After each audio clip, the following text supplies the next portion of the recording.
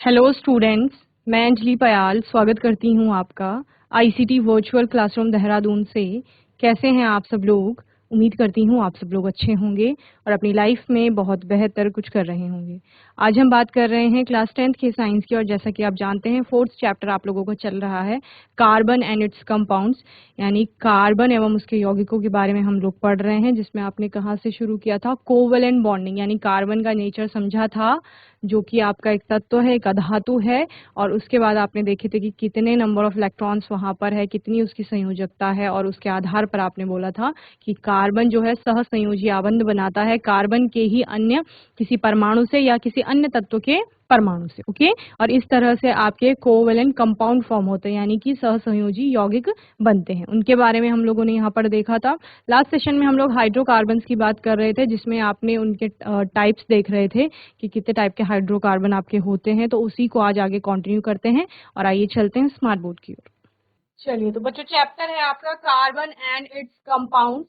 Carbon एवं उसके यौगिकों के बारे में हम लोग पढ़ रहे थे। सहसंयोजी आबंध आप लोगों ने पढ़ा था। The bond formed by mutual sharing of electron pairs between two atoms in a molecule is known as covalent bond. दो परमाणुओं के बीच इलेक्ट्रॉन के एक युग्म की साझेदारी के द्वारा बनने वाले आबंध सहसंयोजी आबंध कहलाते हैं। प्रकार आपने सहसंयोजी आबंधों के देखे थे, यानी कि types of covalent bond. Single covalent bond आपने देखा था, when a single pair of electron are shared between two atoms in a molecule. Double covalent bond जो सेकंड टाइप का था, द्वि आबंध जिसे आप कहते हैं, द्विसहसंयोजी आबंध भी से कहते हैं। When two pairs of electrons are shared between two atoms in a molecule. Example भी देखा था कार्बन डाइऑक्साइड ऑक्सीजन का। ट्रिपल कोवेलेंट बॉन्ड तीसरा टाइप है, जिसको त्रिसहसंयोजी आबंध भी कहा जाता है। When three pairs of electrons are shared between two atoms in a molecule, for example N2। Okay, इसके अलावा हमने इलेक्ट्रॉन डॉट स्ट्रक्चर देखे थे, यानी कि इलेक्ट्रॉन बिंदु संरचना। हाइड्रोजन के मॉलिक्यूल के लिए फॉर्मेशन ऑफ CH4 मॉलिक्यूल, यानी मीथेन का मॉलिक्यूल आपने यहाँ पर देखा था, कैसे उसके लिए बिंदु संरचना आएगी। Formation of carbon dioxide molecule. Carbon dioxide molecule कैसे फॉर्म हो रहा है, यहाँ पर किस प्रकार इलेक्ट्रॉनों की शेयरिंग हो रही है, इलेक्ट्रॉन बिंदु संरचना उसके लिए देखी थी। Formation of H2S molecule, hydrogen sulphide हमने यहाँ पर देखा था, और H2O का मॉलिक्यूल देखा था। फिजिकल प्रॉपर्टीज हमने यहाँ पर देखी थी, जहां पर आपने बोला था कि आयनिक कंपाउंड्स की अपेक्षा इनके जो मेल्टिंग और बॉइलिंग पॉइंट्स होते हैं वो लो होते हैं। इसके अलावा ये इलेक्ट्रिसिटी के बहुत अच्छे कंडक्टर्स नहीं होते हैं, क्योंकि इनमें फ्री इलेक्ट्रॉन्स आयर नहीं मिलते हैं आपको। ओके, कार्बन के हमने अपर रूप देखे थे, एलोट्रॉप्स ऑफ कार्बन, जहां पर आपने बोला कार्बन आपका 3 एलोट्रॉपिक फॉर्म्स में एग्जिस्ट करता है, graphite, diamond and fullerene. Okay, graphite diamond के बारे में आपने बोला था कि in this carbon an atom is bonded to 4 other atoms of carbon. Okay, एक कार्बन का परमाणु 4 अन्य कार्बन के परमाणुओं से जुड़ा हुआ रहता है, और इस प्रकार एक त्रिविम संरचना यानी 3 डायमेंशनल स्ट्रक्चर वो बनाता है। ये आपका एक हार्डेस्ट सब्सटेंस होता है। वहीं पर एक क्या है, इंसुलेटर है। ग्रेफाइट के बारे में आप लोगों ने पढ़ा था, यहाँ पर कार्बन एटम जो है वो 3 अन्य कार्बन एटम से जुड़ा हुआ होगा, और ये गुड कंडक्टर होता है इलेक्ट्रिसिटी का। बकमिस्टर फुलविन के नाम पर फुलविन का नाम पड़ा, और ये भी एक एलोट्रॉपिक फॉर्म है कार्बन की, जहां पर क्लस्टर में आपके 60 कार्बन एटम्स एक साथ जुड़े हुए रहते हैं और एक स्फेरिकल मॉलिक्यूल बनाते हैं। जिस प्रकार फुटबॉल होती है, उसी फुटबॉल के समान ये संरचना बनाते हैं। Then versatile nature of carbon आप लोगों ने देखा था, जिसमें दो प्रॉपर्टीज हैं कार्बन की, एक कैटेनेशन की और दूसरा टेट्रावेलेंट नेचर उसका होता है, यानी कि उसकी प्रकृति में है कि वो श्रृंखला बनाएगा, यानी कि वो अलग अलग परमाणुओं से जुड़ेगा और बहुत सारी संख्या में यौगिक बनाता है। दूसरा टेट्रावेलेंट नेचर, चतुसंयोजकता, 4 उसकी संयोजकता होती है, यानी कार्बन का एक परमाणु 4 अन्य परमाणुओं से जुड़ता है। ओके, या वो किसी भी 4 परमाणुओं से जुड़ेगा, या फिर कोई 2 परमाणुओं के बीच 2 या 3 बंध भी बनते हैं। तो ये आप लोगों ने देखा था। हाइड्रोकार्बन हमने पढ़ा था। हाइड्रोकार्बन जो कार्बन और हाइड्रोजन के यौगिक हैं उनको हाइड्रोकार्बन कहते हैं। जैसे मीथेन, इथेन, इथीन, इथाइन, ये सारे आपके क्या हैं, हाइड्रोकार्बन है। सबसे पहले आपका एलिफेटिक या ओपन चेन के जो कंपाउंड्स आते हैं वो हमने पढ़े, जिसमें कि आपका सैचुरेटेड हाइड्रोकार्बन आएगा, संतृप्त कार्बनिक यौगिक होते हैं, या संतृप्त हाइड्रोकार्बन, जिसमें आपका एल्केन आता है, जिसको आपने कहा कि इसमें क्या है, आपका कार्बन कार्बन के बीच में सिंगल बॉन्ड होगा। ठीक है, और इसका जर्नल फॉर्मूला क्या होगा, CnH2n+2 होगा। यहाँ पर N आपको बताएगा नंबर ऑफ कार्बन एटम्स, यानी कार्बन के वहां पर कितने परमाणु हैं। एग्जाम्पल आपने इसका देखा था ethane. Okay, unsaturated hydrocarbon second type है जो ओपन चेन में, इसमें क्या होता है, कार्बन कार्बन के मध्य में डबल या ट्रिपल बॉन्ड आपको दिखाई देते हैं। ठीक है, तो डबल बॉन्ड आता है आपका एल्कीन के अंतर्गत। एल्कीन का जनरल फॉर्मूला है CnH2n, जहां पर n number of carbon atoms है। In this the two carbon atoms are connected by double bond. यहाँ पर कार्बन के दो परमाणु आपके द्विआबंध से जुड़े हुए रहते हैं, और द्विआबंध से क्या तात्पर्य है कि वहां पर दो इलेक्ट्रॉन पेयर्स की साझेदारी हो रही होगी। ठीक है, नेक्स्ट है आपका एल्काइन, जहां पर जनरल फॉर्मूला है CnH2n-2। n number of carbon atoms है, और इसमें कार्बन कार्बन के परमाणु आपस में ट्रिपल बॉन्ड से जुड़े हुए रहते हैं। ये मैंने आपको होमवर्क में भी दिया था। ठीक है, चलिए, तो क्या कहा मैंने, सामान्य सूत्र एल्काइन के लिए क्या आएगा आपका CnH2n-2। ठीक है, यानी हाइड्रोजन की संख्या और कम हो गई, एल्कीन की अपेक्षा और कम हो गई यहाँ पर।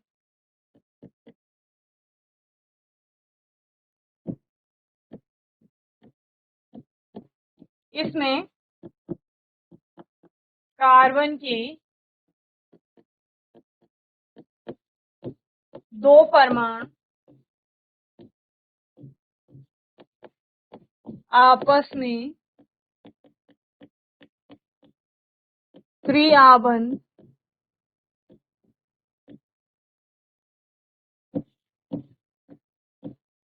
से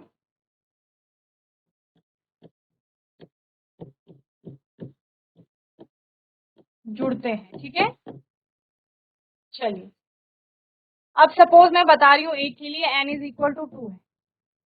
n इज इक्वल टू 2 का मतलब क्या है, नंबर ऑफ कार्बन एटम्स 2 है। ओके, तो C2 हो जाएगा यानी, और H क्या हो जाएगा आपका 2 × 2 - 2,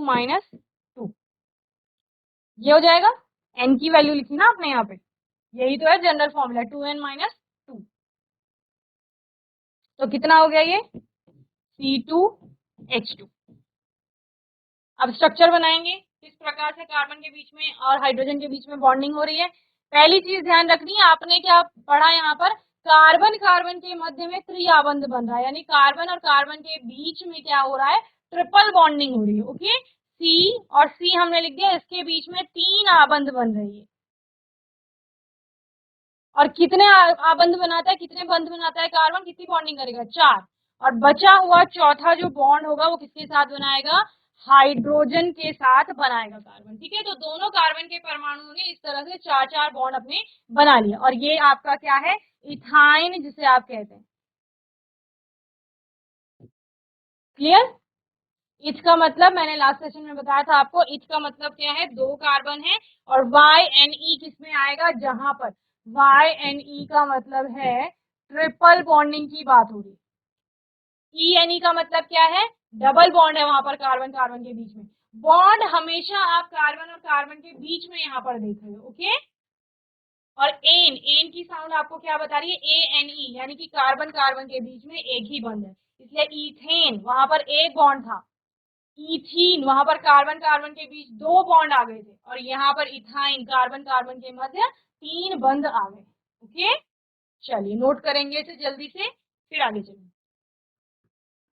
ये आपके सैचुरेटेड और अनसैचुरेटेड हाइड्रोकार्बन, जहां पर आपने क्या बोला, सैचुरेटेड हाइड्रोकार्बन में हमारे पास जनरल फॉर्मूला आ गया CnH2n। क्या है ये, संतृप्त हाइड्रोकार्बन, और ये क्या है, असंतृप्त।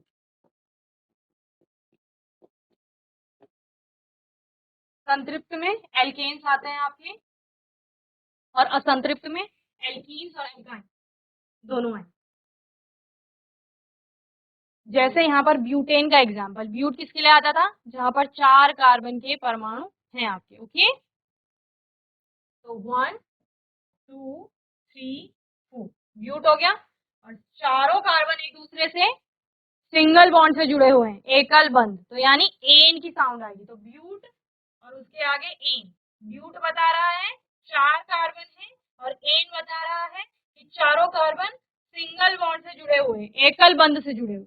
Clear, next alkene. एल्कीन में देखो 2 कार्बन के परमाणु डबल बॉन्ड से जुड़े हैं, ये वाले,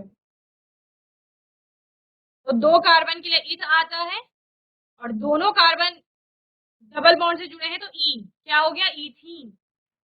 ओके, थर्ड है आपका एल्काइन, जो अनसैचुरेटेड में सेकंड पार्ट आता है एल्काइन का, जहां पर आपने क्या बोला 1 2 3 तीन कार्बन के परमाणु, तीन परमाणुओं के लिए प्रो। ओके, और कार्बन के दो परमाणुओं के बीच, इसके और इसके बीच में ट्रिपल बॉन्ड आ रहा है तो प्रोपाइन। ओके, चलिए इसको नोट कर लेंगे। चलिए अब आपका क्या होगा, हाइड्रोकार्बन तो हैं लेकिन उन हाइड्रोकार्बन के साथ आपका एक ग्रुप ऐसा जुड़ता है जो उनके ज्यादातर प्रॉपर्टीज को क्या करता है, निर्धारित करता है या उनका यहाँ पर डिटर्मिनेशन करेगा। ओके, तो उसको कहा जाता है फंक्शनल ग्रुप। क्या कहा मैंने, आपका कोई कंपाउंड था, जैसे आप एल्केन की बात कर रहे थे कि आपके पास इथेन है, इथेन ले लेते हैं हम लोग, ठीक है, इथेन है आपके पास, तो ये था आपके पास इथेन।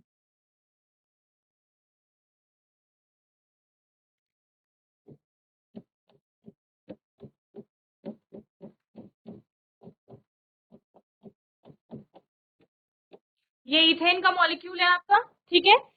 इस इथेन के मॉलिक्यूल के अपने कुछ गुण, क्लियर, इसके अपने कुछ गुण हैं।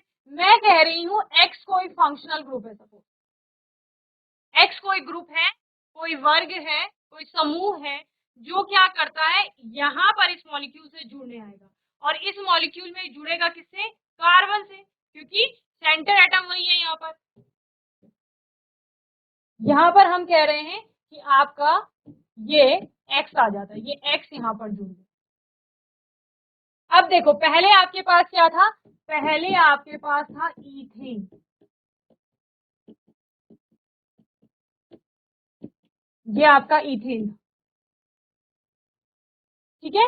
अब ये आपका एक नया कंपाउंड हो गया, तो इस इथेन के आपके कुछ गुण रहे होंगे, कुछ उसके केमिकल प्रॉपर्टीज रही होंगी कि वो किसी कंपाउंड से जुड़ रहा है, क्या प्रोडक्ट्स बना रहा है, किस तरह से रिएक्शन हो रही है, उसके अपने गुण, क्या मेल्टिंग पॉइंट से, क्या बॉइलिंग पॉइंट से। वहीं पर जो ये दूसरा अब नया कंपाउंड बना है आपका, इस कंपाउंड में ए नाम दे देती हूँ, ये ए कंपाउंड के जो अब गुण होंगे वो कुछ और होंगे। और ये किस वजह से हुआ, जब इसमें ये एक्स इंट्रोड्यूस हुआ तब, यानी कि जब एक्स वहां पर जुड़ा उसके कारण।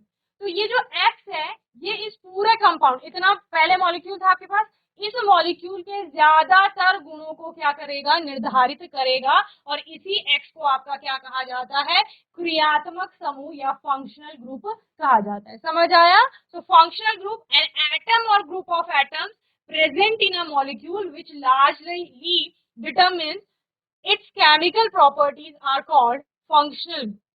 क्या कहा गया यहाँ पर, an atom or a group of atoms, कोई एक परमाणु या परमाणुओं का समूह जो मॉलिक्यूल में उपस्थित होगा, उस अणु में उपस्थित है, जो कि क्या कर रहा है, largely determine it's chemical properties, जो बड़ी संख्या में उसके केमिकल जो प्रॉपर्टीज हैं यानी रासायनिक गुण हैं उनको निर्धारित कर रहा है, वो क्या कहलाता है आपका, फंक्शनल ग्रुप कहलाता है, यानी कि प्रकार्यात्मक समूह, या जिसको आप क्या कह रहे हैं बच्चे, क्रियात्मक समूह कह रहे हैं।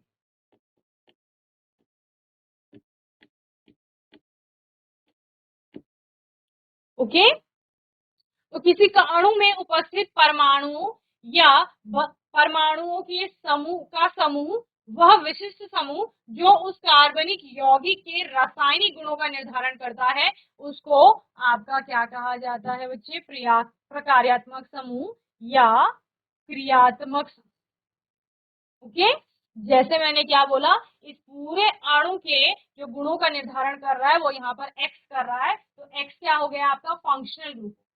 ओके, चलिए तो हम लोग फंक्शनल ग्रुप के बारे में बात कर रहे हैं, क्रियात्मक समूह या प्रकार्यात्मक समूह जिसे कहा जा रहा है।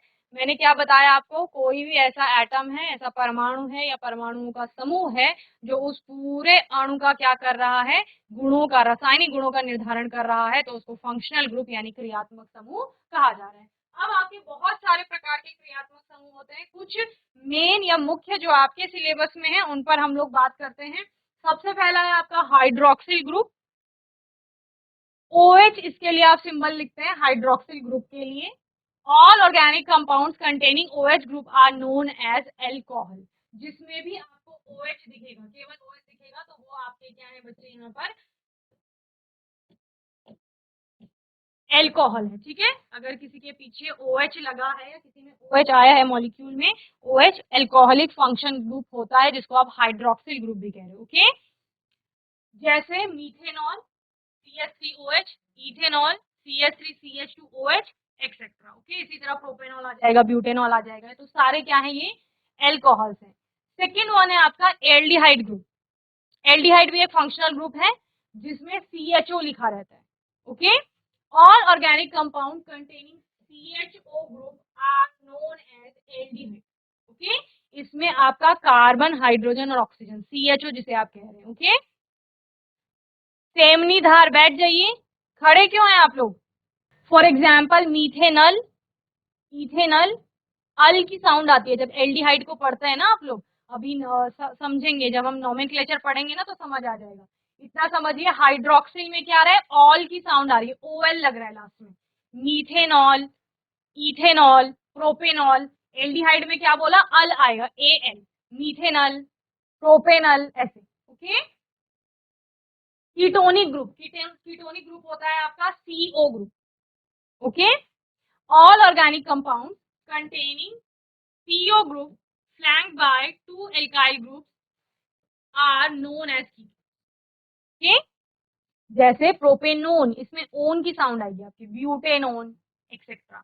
इसमें होता क्या है बच्चे, यहाँ पर दो एल्काइल ग्रुप्स आपके इस फंक्शनल ग्रुप से जुड़े हुए होंगे, यानी कि आपको क्या दिख रहा है, दो एल्काइल ग्रुप्स हैं आपके, एक CH3 यहाँ है, एक CH3 यहाँ, और ये किससे जुड़े हुए हैं, ये कीटोनिक फंक्शनल ग्रुप से जुड़े हुए हैं, जो बीच में आ रहा है सी। तो हमेशा ऐसे ही दिखेगा आपको, कीटोनिक फंक्शनल ग्रुप बीच में दिखेगा। जबकि आपने जब एल्कोहल की बात की तो OH आपको लास्ट में दिख रहा था, यहाँ पर आपने एल्डिहाइड की बात की तो वो भी आपको लास्ट में दिख रहा था, लेकिन कीटोनिक ग्रुप बीच में आएगा। ओके, फोर्थ है आपका कार्बोक्सिलिक ग्रुप या कार्बोक्सिल ग्रुप जिसे आप कहते हैं, जिसके लिए COOH आप लिखेंगे। All organic acids contain a carboxyl group COOH, hence they are also called carboxylic acid. Okay, जिन भी ऑर्गेनिक कंपाउंड्स में आपका ये कार्बोक्सिल ग्रुप होगा उनको क्या कहा जाता है, कार्बोक्सिलिक एसिड कहा जाता है। ओके, फिफ्थ है आपका हेलोजन ग्रुप। हेलोजन ग्रुप कौन सा है आपका, जो भी पीरियोडिक टेबल में आपके हेलोजन जिनको आप बोलते हैं वो सारे इसमें आएंगे, फ्लोरीन, क्लोरीन, ब्रोमीन, आयोडीन। ठीक है, so the alkenes in which one or more than one hydrogen atom is substituted by X। X किसके लिए आता है, हेलोजन के लिए आता है। X मैंने पहले जो X बताया था वो जनरल था, वो सभी के लिए मैंने लिया था, उसमें आप X A B C D कुछ भी डालो। लेकिन वैसे आप केमिस्ट्री में X जो यूज करते हैं वो किसके लिए आता है, हेलोजन के लिए आता है, जो कि क्या क्या है, फ्लोरीन है, क्लोरीन है, ब्रोमीन है, आयोडीन है। ठीक है, इनके लिए आएगा। तो वही बोल रहे हैं कि जब आपका एक या एक से ज्यादा हाइड्रोजन एटम, एल्केन में जो एक या एक से ज्यादा हाइड्रोजन एटम्स थे उनको कोई भी हेलोजन या एक्स रिप्लेस कर लेता है और एक नया कंपाउंड बनाता है, तो उसको क्या कहा जाता है, हेलो एल्केन्स कहा जाता है। ठीक है, एल्केन था आपके पास, जैसे इथेन था सब, उसमें से एक हाइड्रोजन को हटा दिया तो वो क्या बन जाएगा, अब हेलो एल्केन बन जाएगा। कैसे, मैंने क्या बोला, ये आपका इथेन है, सब ये इथेन है।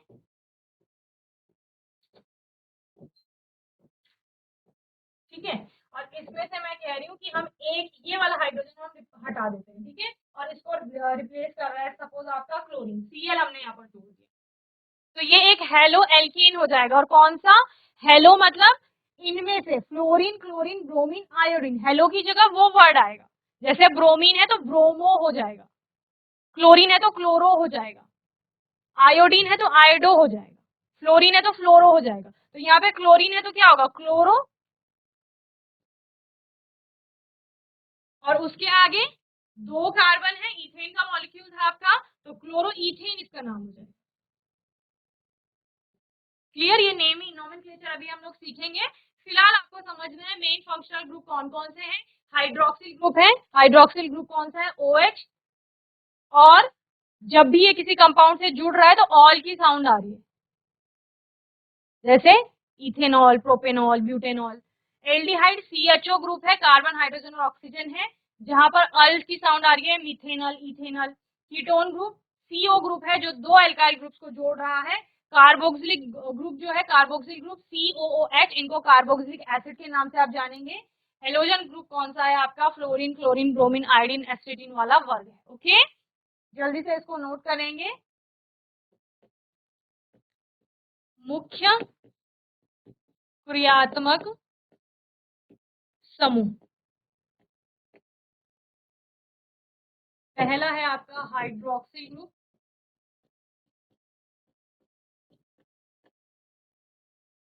दूसरा है आपका एल्डिहाइड,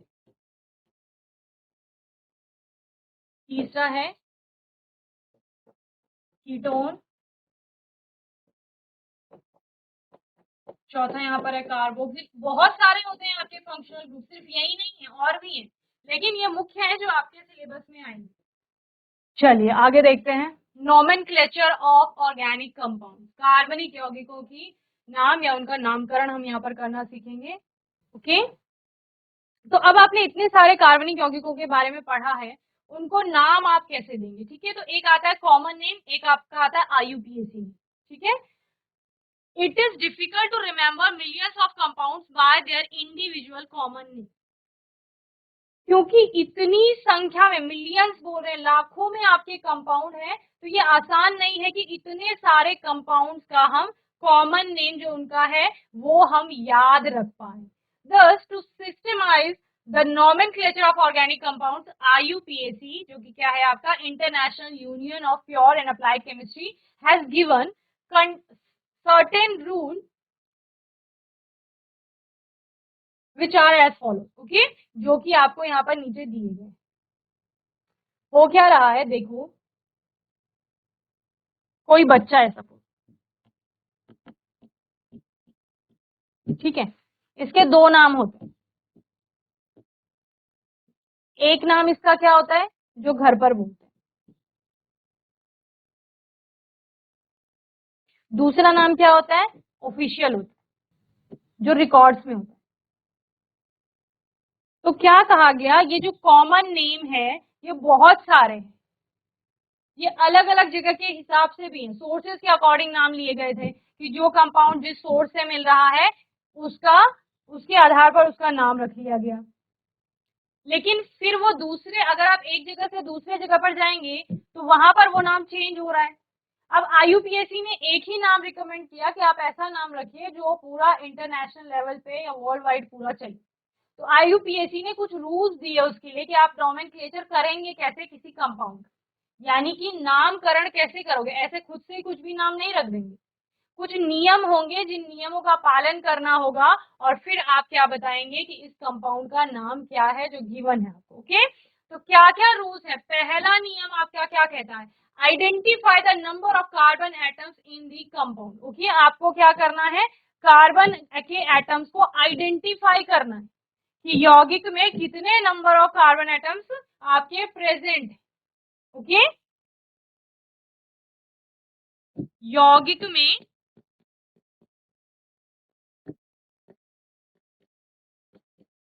कार्बन के परमाणु की संख्या की पहचान, यानी कितनी संख्या है कार्बन के परमाणुओं की उस यौगिक में, सबसे पहले तो ये करोगे। Find the longest carbon chain containing the functional group with the highest priority. This chain determines the parent name of the carbon. अब ये कार्बन के परमाणुओं की संख्या पूरे मॉलिक्यूल में नहीं देखनी है आपको, आपको क्या करना है? सबसे लंबी वाली चेन चुननी है। कार्बन का पूरा एक मॉलिक्यूल होगा, पूरा यौगिक है आपके पास, अब उसमें शाखा में भी अलग अलग कार्बन हो सकते हैं, है ना? आपको क्या करना है? जो लॉन्गेस्ट कार्बन चेन होगी, सबसे बड़ी श्रृंखला होगी, सबसे बड़ी श्रृंखला का यानी जिसमें सबसे ज्यादा कार्बन एटम्स होंगे, और ऐसी चेन होनी चाहिए जिसमें फंक्शनल ग्रुप भी हो, हाईएस्ट प्रायोरिटी का। अब ये प्रायोरिटी क्या है? ये जो फंक्शनल ग्रुप आपने देखे, इनकी एक प्रायोरिटी होती है कि आप प्राथमिकता किसको देंगे, सबसे ऊपर कौन आएगा उसमें। तो वो जब हम देखेंगे कि कौन किसका ऑर्डर पहले है या कौन क्रम में पहले आ रहा है, उसको आपने प्राथमिकता देनी है, यानी वो जिस श्रृंखला में होगा आपको वही श्रृंखला चुननी है। ठीक है, this chain determines the parent name of the carbon compound. Okay, यही जो चेन होगी, ये जो आपकी श्रृंखला है, यही क्या करेगी, पेरेंट नेम जो होगा, जनक नाम जो होगा उस पूरे कंपाउंड का, उसको क्या करेगी, निर्धारित करेगी। ओके, चल, तो इस तरह से नंबर ऑफ कार्बन एटम्स की जो हम बात कर रहे हैं, सबसे पहले अपनी चेन चुन ली, अब उस चेन में देखिए कितने नंबर ऑफ कार्बन एटम वहां पर उपस्थित है। ठीक है, एग्जाम्पल ले लो।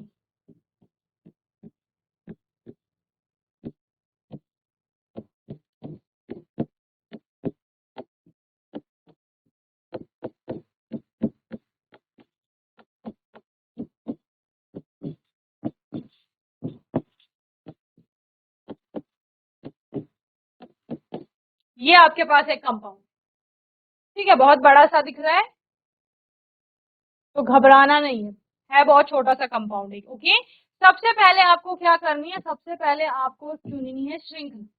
अब कार्बन की श्रृंखला, यहाँ पर तो एक ही श्रृंखला दिख रही है कार्बन की, जिसमें 5 कार्बन, तो बस वही श्रृंखला चुन लीजिए, ये वाली।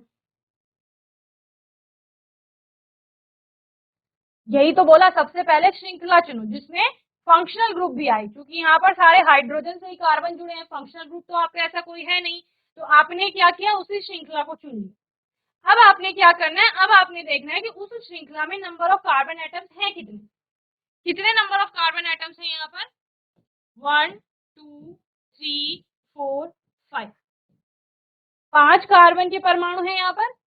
अब इन 5 कार्बन के परमाणुओं के लिए आप नाम क्या देखते हैं, नंबर ऑफ कार्बन एटम्स कितने हैं, 5 है, 5 के लिए क्या आ रहा है, पेंट आ रहा है। क्लियर, तो वही आप यहाँ पर लिखेंगे, क्या लिखा आपने, पेंट। अब क्या देखोगे, कार्बन कार्बन जो आपस में जुड़े हुए हैं, इनके बीच में कितने बंध बन रहे हैं। तो अगर आप पहले और दूसरे कार्बन के बीच देखें तो एक ही बंध है, एक ही बंध से वो दोनों जुड़े हैं। दूसरा और तीसरा कार्बन का परमाणु भी एक ही बंध से जुड़ा है, और तीसरा और चौथा जो कार्बन का परमाणु है वो भी एक ही बॉन्ड, यानी सिंगल बॉन्ड, एकल बंध से जुड़े हैं। चौथा और पांचवा कार्बन का परमाणु भी एक ही बॉन्ड से जुड़ा है। तो एकल बंध के लिए क्या आ रहा था, जब आपने वहां पर पहले पढ़ा तो हमने क्या बोला, जहां सिंगल बॉन्ड है कार्बन कार्बन के बीच में, तो वो एन की साउंड आएगी, तो ये नाम क्या हो गया इसका, पेंटे। क्लियर, अभी तो ये सिंपल हाइड्रोकार्बन है आपका, लेकिन अगर इसमें कोई फंक्शनल ग्रुप आ गया तो फिर वो फंक्शनल ग्रुप भी आपका कहाँ जाएगा, सफिक्स में जाएगा, प्रीफिक्स में जाएगा, ये बताएगी वो जो प्रायोरिटी वाला हम टेबल देखेंगे कि किसको हमें कहाँ प्राथमिकता देनी है, प्रीफिक्स में या सफिक्स में। ओके, तो होता क्या है, नाम आता है आपका प्री मतलब पहले, ये पहले आएगा, फिर वर्ड रूट आएगा आपका, जिसको आप क्या कह रहे हैं, पेरेंट चेन का नाम, और फिर सफिक्स।